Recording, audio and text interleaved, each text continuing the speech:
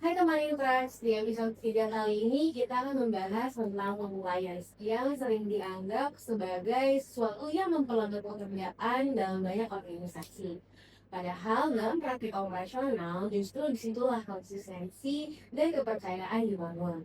Hari ini kita akan membahas bagaimana governance sebenarnya bekerja di dalam operasional bersama Bapak Atung Cipta. Pak, kenapa di lapangan compliance sering dianggap sebagai birokrasi yang menghambat? Karena sering dipahami sebagai suatu yang terpisah dari pekerjaan sehari-hari.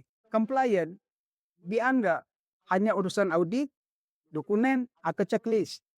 Padahal di lapangan situasi tidak semudah itu. Seringkali dihadapkan pada pilihan yang tidak sederhana, tidak mudah, mengikuti prosedur atau mengambil jalan cepat agar pekerjaan cepat selesai.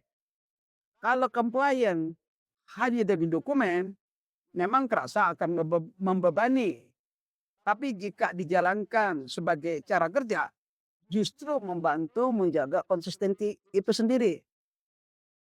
Berarti governance harus menjadi bagian dari keseharian operasional ya, Kak? Betul, governance tidak bisa berdiri di luar operasional. Ia harus menjadi bagian dari proses itu sendiri. Kalau sistem lebih lancang dengan baik, tim tidak perlu berpikir dua kali untuk melakukan hal yang benar. Karena sistem sudah mengarahkan ke sana. Jadi bukan menambah beban, tapi justru membuat pekerjaan menjadi lebih jelas dan konsisten. Oke, kalau itu berjalan dengan baik, dampaknya ke klien seperti apa, Kak? Dampaknya langsung ke kepercayaan.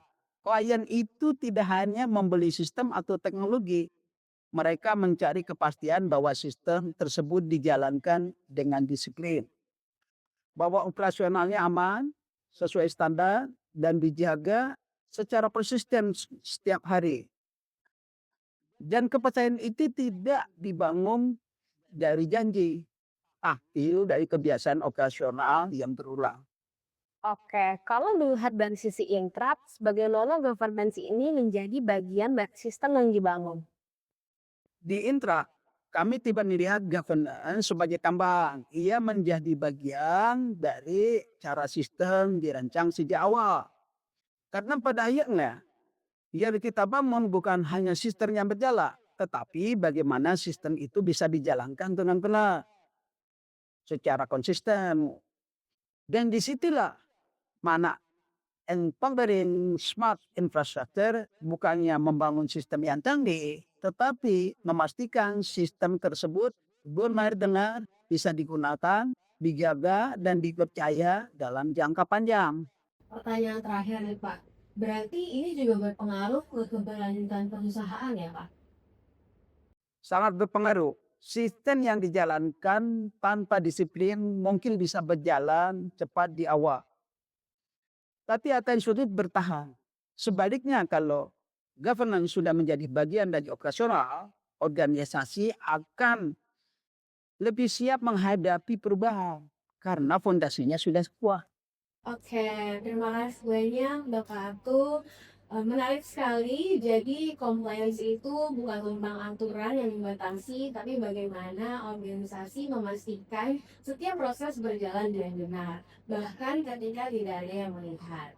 Karena pada akhirnya kepercayaan dibangun dari konsistensi, bukan dari saya. Sampai jumpa di episode selanjutnya.